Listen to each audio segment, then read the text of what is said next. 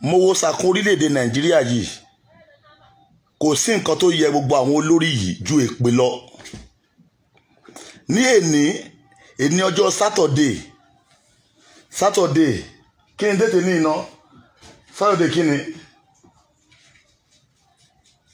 24. ní èní Saturday 24 of March kọ́ ni Saturday 24 of March. Bí mo ṣe ronú báyìí mo rí pé gbogbo àwọn tí wọ́n wà ní ipò òṣèlú Nàìjíríà ẹ ò ní sùnre ẹ ò ní kúre débi tẹ́ máa sùnre. Ẹ gbọ́ mi dáadáa o, bí èèyàn bá so ajá mọ́lẹ̀ ẹ mọ̀ pé mo sọ fún yẹn ní last year. If you can remember, gbogbo ẹ̀yin tẹ́ ń wò mí ìtẹ́ bá rántí ní last year wọ́n tì wá mọ́lé ni o. Wọ́n tún wá ní kán fún wa ní oúnjẹ tẹ́ tó ní kán fún wa yẹn àwọn olórí burúkú ìjọba ìdẹ́ ti lọ tì mọ́ warehouse kan. Àbọ̀ olórí burúkú tẹ̀ ní Nàìjíríà yìí ni gbogbo ẹni tẹ́ ní wọ́n lára ẹ ò ní sinmi. Ẹ wá gbọ́ mi, Oòduà nation àti dúró báyìí. Mo ti rí pé a gbọ́dọ̀ jìjàǹgbara ká túra wálẹ̀. Ẹ̀yin ṣẹ́ bá lọ́tì ẹ̀yin ọlọ́pàá last year ṣẹ́ mọ bẹ́yìn àṣà àwọn ọmọ yẹn ṣe yìnbọn para yín. Ẹ wo lẹ́ẹ̀dì gbogbo ẹ̀yin tẹ́ wà ń bẹ̀ yẹn ẹ lọ wo déètì last year níwòyí last year. Kódà èmi fúnra mi mo mọ nǹkan tí ojú mi rí nítorí káwọn èèyàn lè jẹun. Èmi kò fi ìyà jẹra mi. I suffered because I want some people to eat ní ìwòyí last year. Go and check it. Mi ò ṣe olówó náà kọ́lọ́hún ṣe mí lólówó ni. Mi ò tí ì lọ́lá kọ́lọ́hún ṣe mí lọ́lọ́lá ni. Báwo lẹ́yìn tẹ́ wá ní ọlá tẹ́ wá fi ń dààmú wa ẹ ò ní ṣoríire. Inú tiẹ̀ wá bí mi nísìnyí mo tiẹ̀ wá jókòó mo wá wò ó. Ẹ wo iye àwọn ọmọ tí wọ́n kú níwòyí last year yẹn. Ẹ wo iye àwọn ọmọ tí wọ́n padànù. Ẹ wo iye àwọn ọmọ tí ẹ̀mí wọn sọnù níwòyí last year yẹn. Bẹ́ẹ̀ ló dẹ̀ ṣe ń ṣẹlẹ̀ láti gbà yẹn di sí i. Àwa ni àṣe mọ́ ẹ̀yin wèrè kan wá ní ká ṣe ẹ̀yà wèrè ni. Ó ti ṣẹlẹ̀ báyìí o torí ìran tí mo rí lórílẹ̀‐èdè Nàìjíríà ìran yẹn lágbára gan.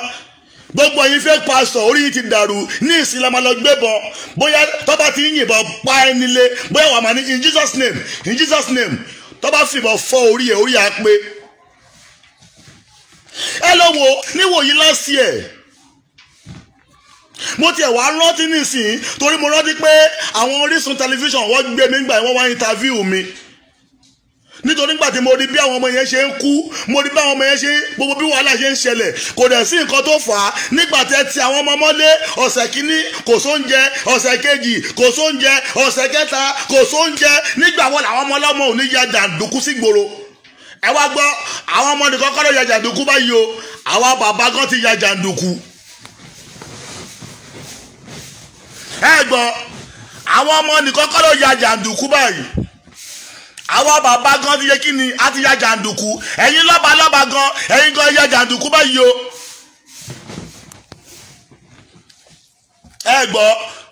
wọn náà bá tó jẹ tìlú tó orúkọ ẹ ò ní parẹ́ èyí tó tún jẹ tìlú bàjẹ́ orúkọ ẹ ò ní parẹ́ ẹ̀yin lẹ ṣe débi tí a ṣe tẹ tó dé yìí nísìnyí gbogbo àjọ fẹ́ ṣe ni àjọ fẹ́ ṣe báyìí ni. Ẹ̀yin náà wò wòyí lásìkò yẹn wọ́n dúró àwọn tó kú dànù.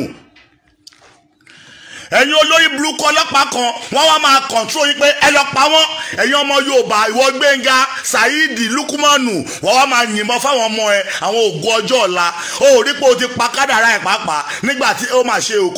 kò ṣẹjọ́ lọ́wọ́ àwọn ọlọ́pàá yẹn náà. Ṣáwọn olórí burúkú ìjọba ìgbọ́dọ̀ sọ pé kọ́lọ́pàá kan lọ pa rẹ̀ kó má lọ pa rẹ̀.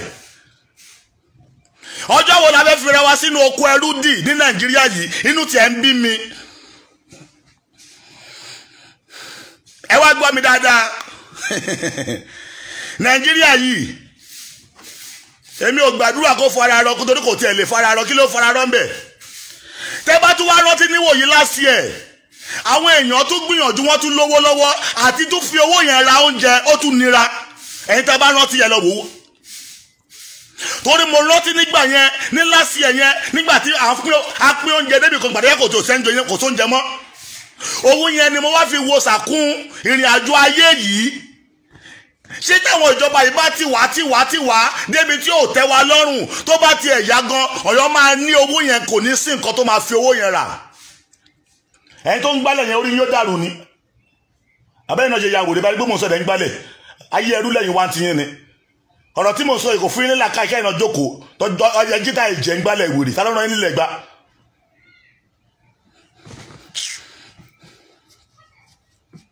ẹ lójà rẹ má bínú nígbà tá a dẹ̀ ọ́ gbé mo ṣe program ọdẹ ń gbálẹ̀ ṣẹ́ẹ́rì gbé ilẹ̀ ìwòrì tẹ́ ń gbá yẹn máa pariwo sí mi létí ni. ẹ̀yin náà wo ìwòye last year okay ẹ pé ó yá ẹ máa pe àwọn television station àwọn radio station wípé kó bá fún wa ní latest information mọ́ kí wọ́n lọ fún wa ní last year information kí ni nǹkan tí ojú wa rí ní last year kí ni wọ́n fi ojú wa rí ní last year àwọn ọmọ mélòó gbogbo olú ọmọ ẹ̀yin òṣèlú ìjọba olú ọmọ yín máa kú lójú ẹ̀mí yín ni ẹ̀ ní ṣoríire. ẹ̀yin olórí burúkú yìí mo jábọ́ lórí ọ̀kadà lọ́jọ́ yẹn mo rántí pé mo jábọ́ náà Ọlọ́run ni ò pa mí. nínú ìwọ̀nba díẹ̀ tí mo nígbà náà màá sáré pé àwọn èèyàn kọ́ wá jẹ búrẹ́dì bóyá iná ta búrẹ́dì ni ara búrẹ́dì á pin mọ́ra wa lọ́wọ́ ń bẹ̀. wọ́n bọ̀ wọ́n ti ní ká bá jáde wọ́n bọ̀ ni àwọn èèyàn sáré lọ́jọ́ yẹn lọ́hùn. Ọlọ́run ni ò ní kí n kú dànù ẹ̀ ní sóríire àbó lórí burúkú nìyí ni ẹ̀yin olórí burúkú òṣèlú ìjọba yìí ẹ̀ ń sínwín ni ẹ wá gbé ẹ̀yin ọmọ ọ̀tá yẹn ṣèbẹ́yìn ni wọ́n máa ń pè kẹ́ wá lọ dàrúrú olórí burúkú ara ti yín wọn kì í pè yín lọ́jọ́ ìkómọ ọjọ́ tí àwọn ọmọ wọn ti ń ṣèkómọ ṣé wọ́n pè yín ọjọ́ táwọn ọmọ wọn ti ń ṣe birthday ṣé wọ́n pè yín àfi pé kẹ́ máa lọ gún gò kẹ́ máa lọ gún ọ̀dà wo ẹ máa bọ̀ lọ́tẹ̀ yìí ẹ ní ṣe oríire tẹ́ bá rántí ní last year yẹn náà mọ́tò BRT Lagos BRT ni wọ́n fi ṣátà àwọn ọmọ ọ̀tá láti wá pa àwọn èèyàn wọ́n dẹ̀ capture BRT yẹn wọ́n dẹ̀ close case yẹn. Nàìjíríà a ní àjẹyàmọ́ àti yó abẹ́yàwèrè ni inú tiẹ̀ ń bí mi èèyàn kan náà ló máa fi ẹ̀mí ara ẹ̀ lélẹ̀ nítorí ilé ẹ̀ Jésù fi ẹ̀mí ẹ̀ lélẹ̀ fún gbogbo wa náà ká bọ̀ sí bọ́ sẹ́ni kankan tí ẹ lè fi ẹ̀mí ẹ̀ lélẹ̀ àjọ máa jà ní a máa jà pa torí number one èmi jẹ́ ìmọ̀ ọkọ̀ pé wọn ọlọ́pàá kan wọ́n bí ẹrẹ wọ́n wá lórílẹ̀‐èdè Nàìjíríà tàwa yìí ọlọ́pàá kan adá mi dóbe kíní ọ̀kìnì kan all to what purpose èmi dẹ́ pé ọwọ́ mi mọ́jú wọ ọlọ́pàá gan lọ àwọn ọ̀nà fẹ́ dá mi dúró wọ́n ti rún ẹ sí mi àbí kó tó bá mi fa wèrè màá bá mi fa wèrè bí wèrè. mo rí wípé láti ran àwọn ọmọ ìlú lọ́wọ́ èèwọ̀ ẹ̀yin òṣèlú ìjọba ni why ayọ̀ àti ìrọ̀rùn aráàlú kí ló dé tó fi jẹ́ èèwọ̀ ẹ̀yin òṣèlú ẹ wá wo ráìsì yẹn sì yín wọ́n ti wá àbí pílánì tí wọ́n ní nípa ráìsì tí wọ́n lọ kó pamọ́ ṣèbí pílánì yẹn ló ti bàjẹ́ báyìí àwa ń wojú Ọlọ́run wọkàn àwọn oúnjẹ tí wọ́n ní kó fún wa ń gbọ̀n yẹn tó lọ tọ́jú nítorí àwọn àsìkò yìí ṣẹ̀bá àwọn àsìkò oúnjẹ tí wọ́n tó àwọn oúnjẹ ń kò wúlò mọ́ báyìí wọ́n wá ṣe pákéjì ní ẹ̀ nísìnyí ilẹ̀ Haúsá Nàìjíríà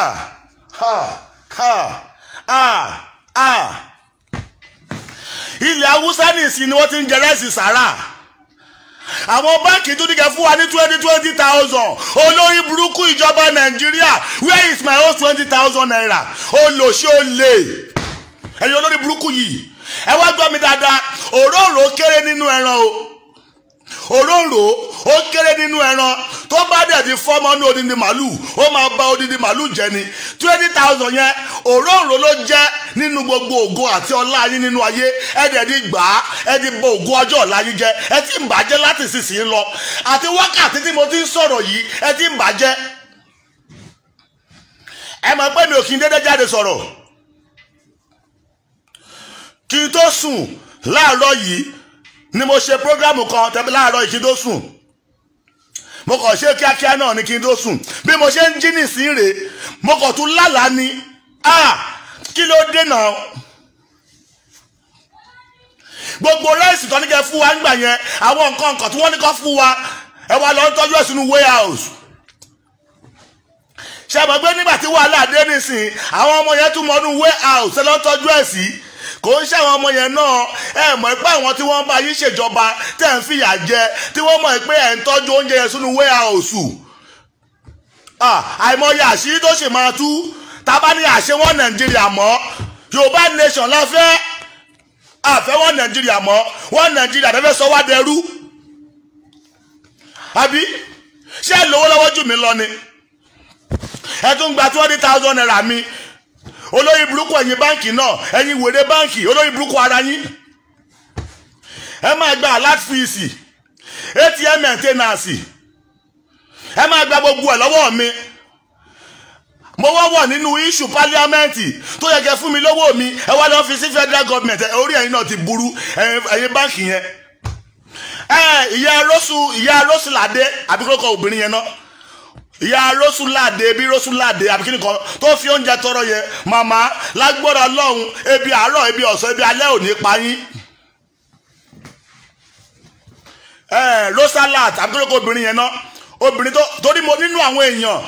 bí mo ṣe ń wù àwọn èèyàn obìnrin yẹn gbìyànjú